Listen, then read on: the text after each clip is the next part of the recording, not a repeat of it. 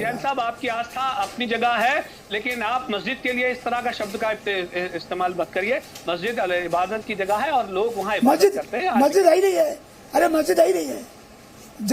जब मस्जिद आई नहीं है तो मस्जिद क्यों कहूँगा? नहीं, आपके कहने से नहीं होगी ना। सुनिए मेरी बात, ढांचा है, आपके मानने से नहीं होगी जैन साहब, आपके मानने से नहीं होगा ना। आपके कहने से एक ढांचा ही है, आपके कहने से इंसान भी एक ढांचा ही है, आपके मानने से हम भी एक कंकाल ही है, आपके मानने हम भी एक कंकाल है, हम भी एक ढांचा ही है। तो मतलब क्या उसका आपके सुनिए आपके मस्जिद जैन साहब, आपके मस्जिद कहने से मस्जिद नहीं हो जाएगी।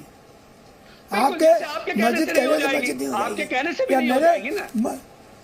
हाँ, तो आइए जांच करा लीजिए, आइए जांच करा लीजिए। जब कानून ही नहीं है, जब कानून की व्यवस्था ही नहीं जांच करा है, लीजिए। सवाल तो हम पहले दिन से हम यही कर रहे हैं ना कि जब कानून की व्यवस्था ही नहीं हो पाएगी। मुझे ये बताइए, एक दिन आपका जजमेंट आ गया, कोई भी किसी के भी पक्ष में जजमेंट आ गया, उस दिन क्या करेंगे आप बताइए? आप क्या परिस्थिति का निर्माण होगा देश में, बताइए आप। मतलब आप ये कह रहे हैं कि देश के अंदर में इस तरीके का माहौल बन जाएगा कि भाई किसी एक फैसले से आ जाएगा मसला, क्या जाके देश का क्या हाल बनेगा? 1990 के दशक में मस्जिद में क्या हुआ? नहीं देखा हमने। नहीं, हमने नहीं देखा। विष्णु जैन साहब, आप बताइए, ये क्या नहीं देखा? क्या धमका रहे? क्या कोई धमका? बुजुर्ग हैं, क्या धमकी दे रहे हैं? क्या धमकी दे रहे हैं? आप बुजुर्ग हैं, आप धमकी दे रहे हैं। 1980 के दशक में देखा है क्या हुआ? आपने नहीं देखा। 90 के दशक में बाबरी मस्जिद में क्या हुआ? हमने नहीं देखा, आपने नहीं देखा। मैंने देखा है, आपके सामने है। हम छोटे से थे, हमने मैंने देखा है, मैंने देखा है। क्या हुआ उसमें? क्या फैसला? मैंने देखा है, बताइए आप। और बड़े नहीं, सुप्रीम कोर्ट ने जो फैसला लिया, बड़े घर से हम लोग कहते थे सौगंध राम की खाते हैं, मंदिर यही बनाएंगे, और बनाया। फिर क्या? और बनाया, फिर कहते हैं सौगंध भोलेनाथ खाते हैं, मंदिर यही बनाएंगे। क्या हुआ? तो देखिए, ये तो जिद है, ये जो है ना, ये अच्छी बात नहीं है। जैन साहब, आप सीनियर हैं, आप बुजुर्ग हैं। अच्छा दानिश जी, उनपे जो बोलिए, एक सवाल लेके मैं, जैन साहब, अब आगे की स्ट्रैटेजी क्या आपकी? आपने कहा आज की जब कोई लड़ाई लड़ी जाती है तो उसमें उतार भी आते हैं, चढ़ाव भी आते हैं, हाई कोर्ट के लिए पूरी तरह से तैयार हैं? जी हाँ, बिल्कुल। देखिए, जब धर्म युद्ध होता है या कोई युद्ध होता है तो कभी सेनाएं आगे जाती, कभी पीछे हटती हैं। अंत में जो जीता वही सिकंदर। तो सिकंदर तो हम होने जा रहे हैं, हम विजेता होने जा रहे हैं, कोई रोकने वाला पैदा नहीं है। भव्य मंदिर बनाने जा रहे हैं, और उस समय सौगंध गाई थी, सौगंध राम के खाते मंदिर यही बनाएंगे। आज फिर फैसला ही सुना दीजिए जैन साहब कि भोलेनाथ नहीं, फैसला ही सुना दीजिए, यही बनाएंगे। फिर बहुत बहुत शुक्रिया हरिशंकर जैन साहब। और सीधे मैं राकेश त्रिपाठी के पास चलता हूँ। दानिश कुरैशी जी की राकेश जी बातें सुन ली आपने, क्यों भाग रहे हैं सर्वे से ये? और उसके बाद स्वामी दीपांकर और विजय शंकर जी।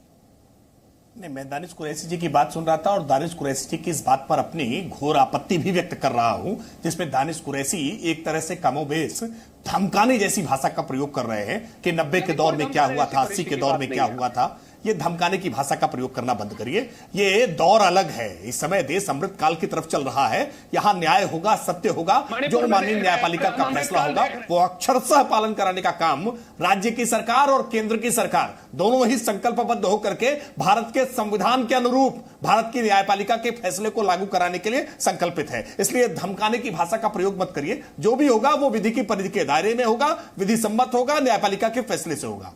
जहां तक बात आज ऑनरेबल सुप्रीम कोर्ट के आदेश की है, देखिए ऑनरेबल सुप्रीम कोर्ट ने 2 दिन का समय दिया है कि 2 दिन के भीतर ऑनरेबल हाई कोर्ट के सामने जाकर के अपनी बातें रखी जाए, और तब तक के लिए उन्होंने इस कार्रवाई पर रोक लगाई है और स्पष्ट किया है कि ऑनरेबल सुप्रीम कोर्ट के इस फैसले का कोई, क्योंकि मेरिट पर नहीं सुना गया है, इसलिए इसका कोई असर हाईकोर्ट के फैसले पर नहीं होगा। हाईकोर्ट में अपनी फ्रेश दलीलें मुस्लिम पक्ष की ओर से भी, अंजुमन इंतजामिया की तरफ से भी, और काशी विश्वनाथ पक्ष की तरफ से जो श्रृंगार गौरी की तरफ से अपीयर हो रहे अधिवक्ता है वो भी अपनी दलील अपने पक्ष वहां पर प्रस्तुत करेंगे। दलील के आधार पर, साक्ष्य के आधार पर फैसला होना चाहिए। इस बात में किसी को आश्चर्य नहीं होना चाहिए। किसी भी मसले के पक्ष में तर्क प्रस्तुत किए जाए, साक्ष्य प्रस्तुत किए जाए और वैज्ञानिक साक्ष्य के लिए जांच कराई जाए, इसमें किसी बात को क्या आपत्ति हो सकती है। और प्लेसेस ऑफ वर्शिप एक्ट 1991 को लेकर के सुप्रीम कोर्ट में पहले भी दलीलें रख चुके हैं। हमने देखा इससे पहले भी जब सर्वे करने की बात थी, इससे पहले भी जब कोर्ट कमिश्नर को लेने की बात थी, तो पहले भी ये सारी बातें रखी गई थी। प्लेसेस ऑफ वर्शिप एक्ट 1991 यहां एप्लीकेबल नहीं होता है, यह बात ऑनरेबल सुप्रीम कोर्ट के सामने पहले भी हो चुकी है। इसलिए दानिश कुरैशी किसी प्रकार का भ्रम फैलाने की कोशिश ना करें। ऑनरेबल कोर्ट कोर्ट के जो भी आदेश होंगे उसको भारत का हर देशभक्त नागरिक सर झुका करके उसको स्वीकार करेगा, उसमें किसी प्रकार की मिनमेक नहीं निकालेगा, और यही अपेक्षा दानिश कुरैशी से भी की जानी चाहिए। ठीक है शाहिद अली साहब, 1993 तक तो पूजा होती थी वहां पे, तो ये 1991 के वर्शिप एक्ट के दायरे में कैसे आ गया? सर पूजा होती थी श्रृंगार गौरी की, मस्जिद के अंदर कभी कोई पूजा नहीं हुई, ये आपको भी पता है, सबको पता है। वो भी मस्जिद की दीवार ही है जनाब। इस वक्त मामला है, ये मामला है सर्वे का, नहीं दीवार होना अलग बात है, वहां पर कभी किसी ने मना भी नहीं किया, और आज तक भी स्टैंड यही है। जो दीवार के पीछे की बात है, जो मस्जिद नहीं है वहां पर आप क्या कर रहे हो उससे कोई मतलब नहीं है। लेकिन जो मस्जिद की दीवार पे हिंदू देवता की मूर्ति हो सकती है, उसको खतरे में डालेंगे। तो जामा मस्जिद में क्यों नहीं है? सर मस्जिद की दीवार पे हिंदू देवता, मस्जिद की दीवार पर हिंदू देवता की मूर्ति नहीं है। ये तो आप चौरसी साहब कुछ भी कहते हैं कि साहब वहां पर ये है, वहां पर ये नहीं है, ऐसा कुछ भी नहीं है।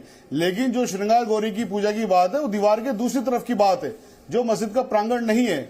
मस्जिद के प्रांगण के अंदर की आज की जो चीजें हैं वो ये है कि साहब इस मस्जिद का कैरेक्टर ही चेंज कर दीजिए, इसको एसेस करवा लीजिए, जो नहीं हो सकता, लीगली नहीं हो सकता। देखिए पहले भी इसी कोर्ट ने सेक्शन 45 का ऑर्डर किया था साइंटिफिक सर्वे का, जिसको इलाहाबाद हाईकोर्ट ने स्टे किया। उसके बाद में फिर वजू खाना और जो फवारे की बात है वो वाला मैटर हुआ, उसमें प्रॉपर चैनल ये था कि हाईकोर्ट का टाइम था उसमें अपील करने का, हाईकोर्ट में अपील की गई, हाईकोर्ट ने नहीं माना, ऑनरेबल सुप्रीम कोर्ट में गया, ऑनरेबल सुप्रीम कोर्ट ने स्टे दे दिया। आज की जो बात है ऑनरेबल सुप्रीम कोर्ट ने यही तो कहा कि पहले हाईकोर्ट जाइए, जो प्रॉपर चैनल है। तो इसमें कोई भी ऐसी बात नहीं है, हाईकोर्ट जाएंगे वहां से रिलीफ मिलेगा और 100% मिलेगा, क्योंकि लीगल बात है। और 1991 का जो पुलिस वर्शिप एक्ट है वो आज तक वैलिड है, उसको आज तक भी खारिज नहीं किया गया है। और आपको याद होगा जब बाबरी मस्जिद का जो केस का डिसीजन आया था उसमें भी ऑनरेबल सुप्रीम कोर्ट ने 1991 के प्लेसिव वर्शिप एक्ट के बारे में कहा कि ये बहुत बढ़िया एक्ट है, और ये इस एक्ट की परिधि से चूंकि बाबरी मस्जिद का बाहर था इसलिए उसमें ये फैसला दे रहे हैं। तो उसकी परिधि के अंदर बाकी तमाम मैटर आ जाते हैं, चाहे वो मस्जिद के हैं, गुरुद्वारे के हों, किसी के भी हो। सिर्फ मस्जिदें नहीं, हिंदू के जो मंदिर हैं वो भी आते हैं, गिरजाघर भी आते हैं, गुरुद्वारे भी आते हैं, तमाम चीजें आती हैं। और ये एक्ट भी जो पास किया गया था इसीलिए किया गया था कि एक्रीमनी बहुत हो गई साहब, बहुत हो गया हिंदू मुस्लिम, ये चीज खत्म होनी चाहिए। और इस चीज के लिए आरएसएस चीफ का खुद का स्टेटमेंट आया बाबरी मस्जिद के इसके वर्डिक्ट के बाद में कि अब इस तरह की कोई भी चीज नहीं होगी, कोई और मस्जिद का किसी और मंदिर का मैटर नहीं लिया जाएगा, और हम बिल्कुल पूरी तरह से शांति से रहना चाहते हैं, आगे हम बढ़ना चाहते हैं। इस देश को आगे बढ़ने की भी जरूरत है, और इस देश को आगे बढ़ने की जरूरत है, इसीलिए ये वाला एक्ट भी पास किया गया था कि साहब ये पुराने मुद्दे को कब तक उखाड़ेंगे आप, कब तक वो करेंगे। देश को तरक्की भी करनी चाहिए, देश में और भी चीजें हैं सिवाय इस चीज के। तो 1991 का प्लेसिव वर्शिप एक्ट जब तक वैलिड है, जब तक तो इसमें कुछ नहीं हो सकता है, लीगल पोजीशन ये है। ठीक है।